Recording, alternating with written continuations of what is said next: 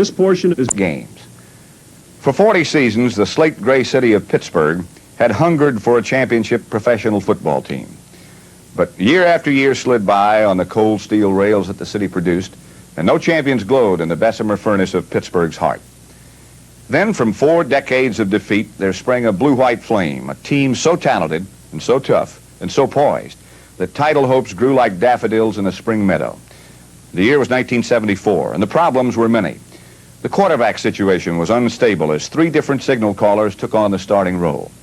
There was a raw rookie at middle linebacker, and there were the other usual nagging problems of injuries, incidents, and the unexpected. But through it all, this Pittsburgh squad remained as sharp as tempered steel, for somehow this team, this city, and these fans knew that 1974 was their year of destiny. The Pittsburgh Steelers were considered certain Super Bowl contenders at the start of 1974, despite the fact that 2 new faces appeared in the starting lineup.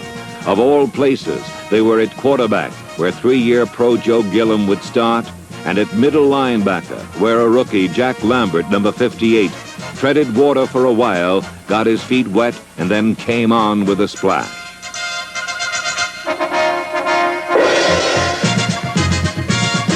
With Lambert in the middle, the Steeler defense rose up in a mighty goal line stand that keyed their shutout of the Colts.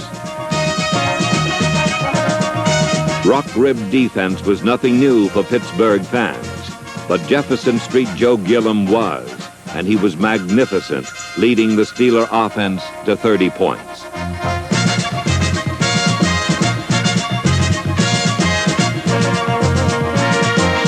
Two first-year wide receivers, John Stallworth, number 82, and Lynn Swan, number 88, also had splendid debuts. In all, 14 rookies made the Steeler roster, and mixed with young veterans like Frank Lewis, number 43, the Steelers were young, but they were tough.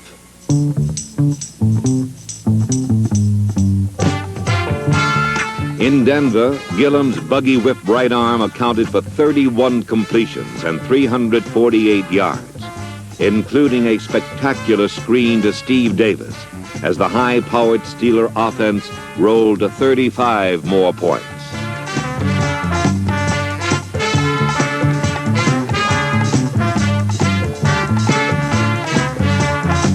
But Pittsburgh also gave up 35 points, and the Steelers settled for an unsatisfying tie. Then, after scoring 65 points in their first 2 games, the Steeler offense disappeared.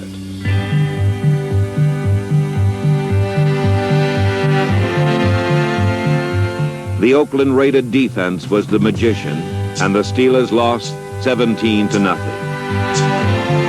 Pittsburgh's progress was a patchwork. 1 devastating win, 1 disappointing tie, and 1 depressing defeat. Such inconsistency would gnaw at the superstructure of the Steelers and threaten to ruin their season. Against the Houston Oilers, the Steelers scored just 13 points and actually trailed 7-6 in the 4th quarter.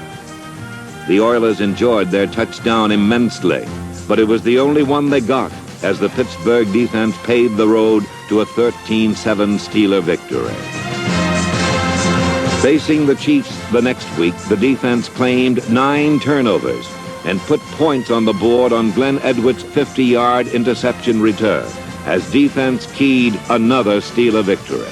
Though Chuck Noll was concerned over his sleeping giant offense, one thing that never let him down was the magnificent steel curtain defense. Before the season, middle linebacker seemed to be the only question mark. But rookie Jack Lambert from Kent State turned question mark into exclamation point. Joe Green put it rather well when he said, "Jack Lambert is so mean, he doesn't even like himself."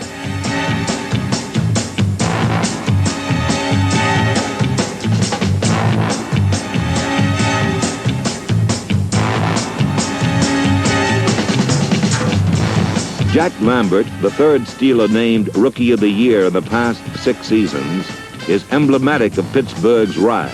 34 current Steelers are original Pittsburgh draft choices, and several rookies made it big this season, including Lambert and wide receivers Lynn Swann, the #1 pick from USC, and John Stallworth, chosen in round 4 from Alabama A&M.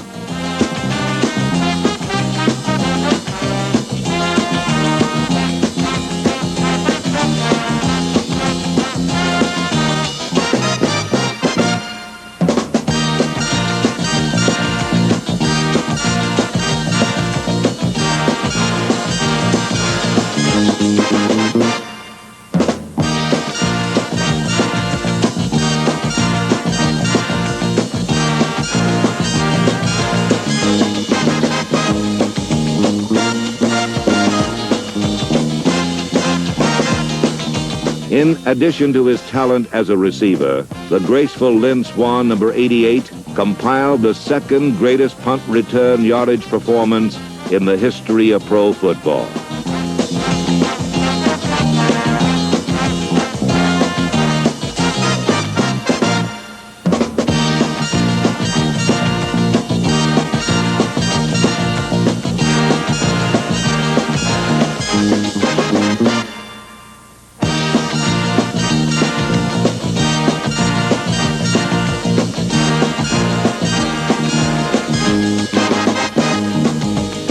Swann's performance was a tribute to Steelers special teams. Roy Jarrella, who led the American Conference in scoring for the second straight season, and 11-year veteran and oldest Steeler at 36, Bobby Walden, put the ball in play and everyone else bombed after it.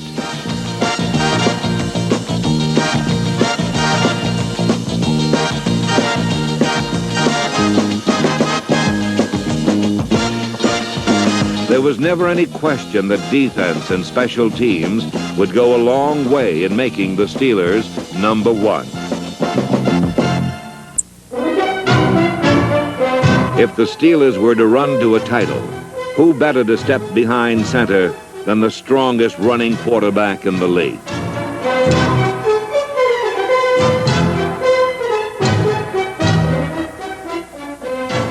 The battle lines were drawn. The foot soldiers of the offensive line ready when the Steelers faced the Atlanta Falcons.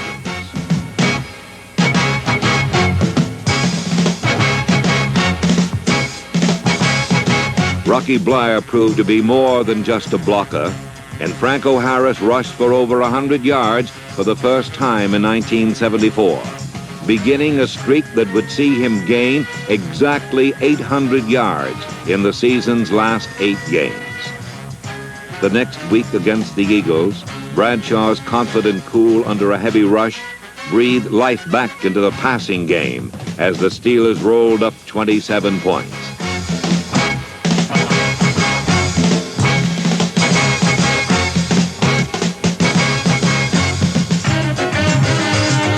The Eagles got no points and were outscored when Mel Blount returned an interception for a score. With a crushing 27-0 victory and a 6-1-1 record, the Steelers at last appear to have everything together, but the sword of inconsistency still hung over them.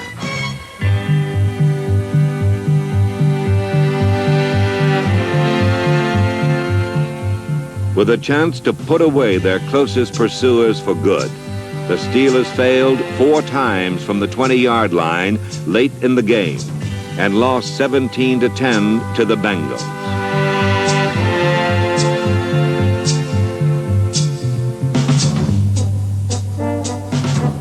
After 2 convincing wins, an inconsistent performance by the Pittsburgh offense again cast a shadow of doubt on the Steelers season and led to another change. Against Cleveland, Terry Hanratty stepped into the breach and started strongly with a strike to Ron Shanklin.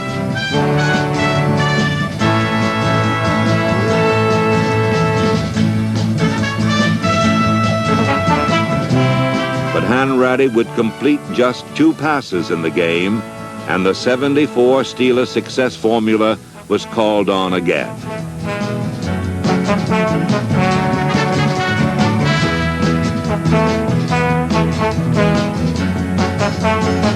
Running, not passing, and hard rock defense led to the Steelers' first victory in Cleveland since 1964.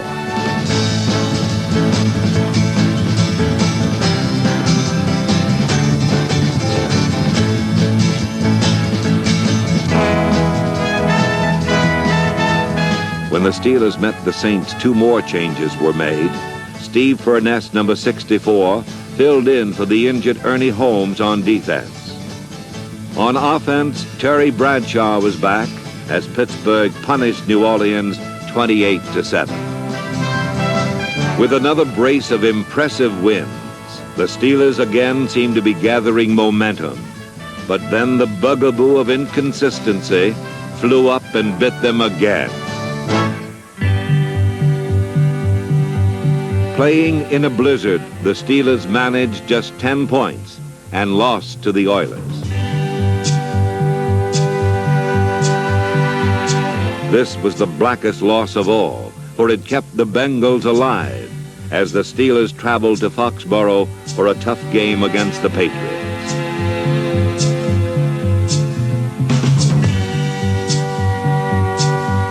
For Terry Bradshaw, the game was the turning point in his career. Unlike earlier in the season, when Chuck Noll had replaced him after a loss, Noll now stuck with Bradshaw. And in a game where the offense simply had to get it done, they did.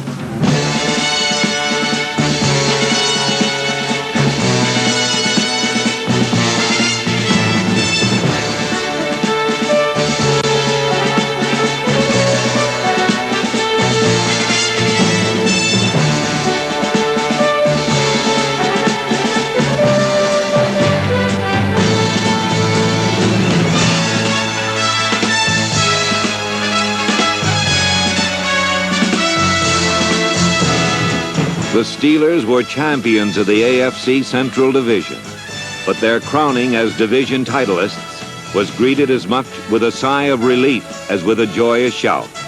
For the end to an on-again, off-again regular season was behind them, and a new one was just beginning.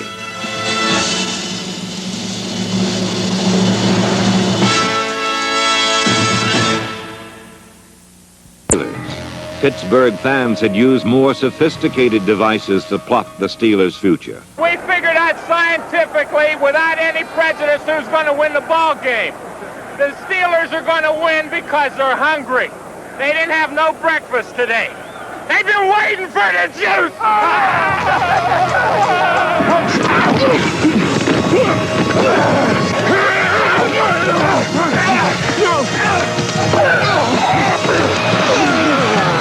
O.J. Simpson got just 49 yards rushing, more than what the Steelers' next 2 foes would amass combined. But defense did not win this game for the Steelers. The awakening Steeler offense won this one as Terry Bradshaw generaled his forces to over 400 yards and 32 points.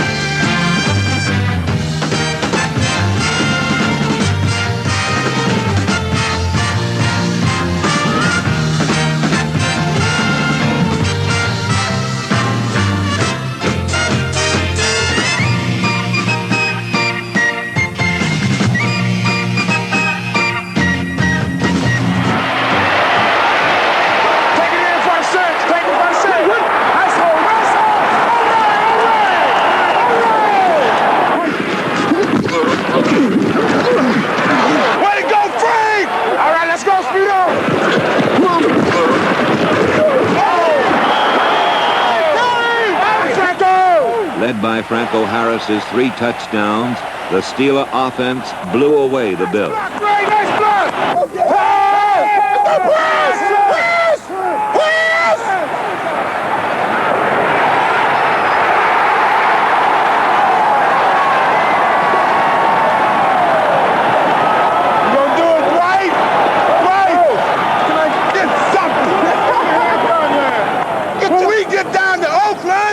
We're going to be the best, right on, Swan? We're going gonna be back at home on the coast. We're gonna kill them, baby.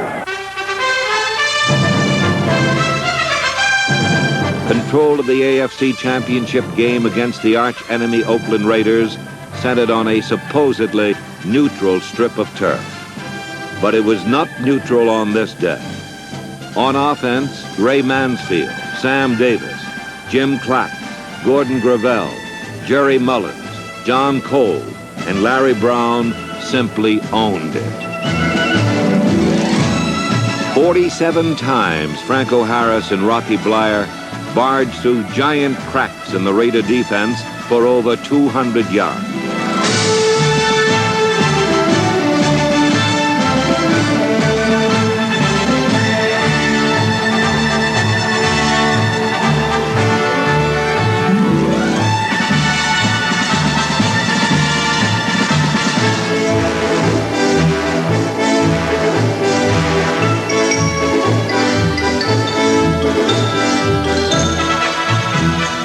Franco Harris cracked the end zone twice more, and with Terry Bradshaw throwing short and long, plain and fancy, and always straight, the Steelers moved in for the kill.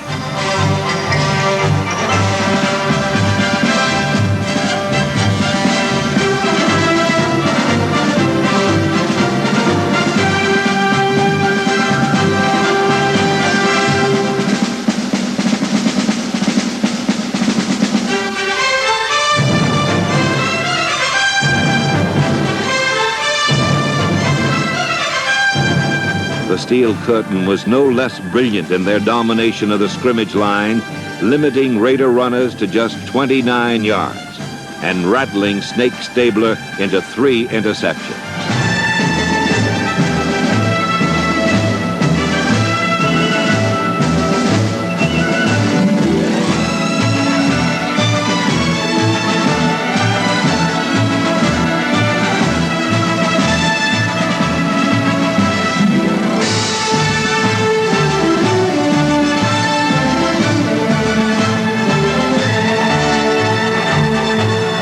With an awesome display of offensive and defensive football, the Steelers earned their first ever conference championship. And the prophets from Pittsburgh who had predicted Super Bowl Steelers had proved prophetic indeed. Pittsburgh's going to the Super Bowl. We got a feeling. Pittsburgh's going to the Super Bowl. We got a feeling. Pittsburgh's going to the Super Bowl. Again in Super Bowl IX, the Steelers were simply awesome. Despite the fact that Dwight White literally stepped out of the hospital and onto the field, and injuries to Andy Russell and Jack Lambert later in the game, Lauren Taves and Ed Bradley, number 38, stepped in smartly, and the Steel Curtain gave up just 17 yards rushing and 123 yards total offense, both Super Bowl records.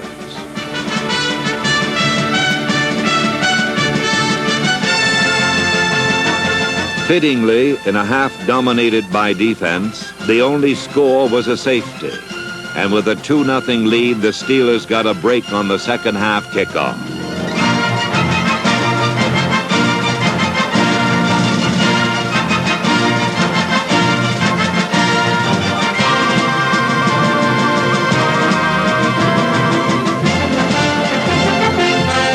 Super Bowl most valuable player and record-setting runner Franco Harris used 2 runs to turn the turnover into a 9-0 lead.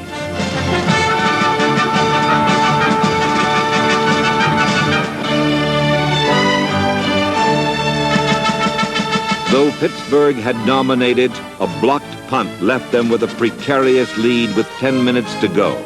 But the Steelers had waited 42 years for this game, and Terry Bradshaw summoned the Steeler offense to a blood-and-guts victory drive.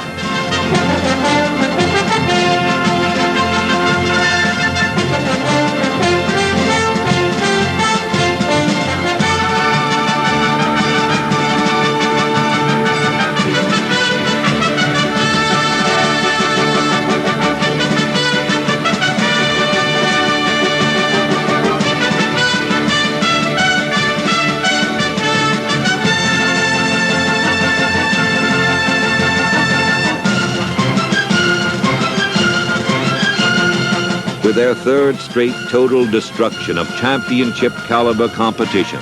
And in their 43rd year of existence, the Steelers laid waste to the tired tag, same old Steelers. A new one now applies, the Super Steelers, victors in Super Bowl IX, champions of the National Football League.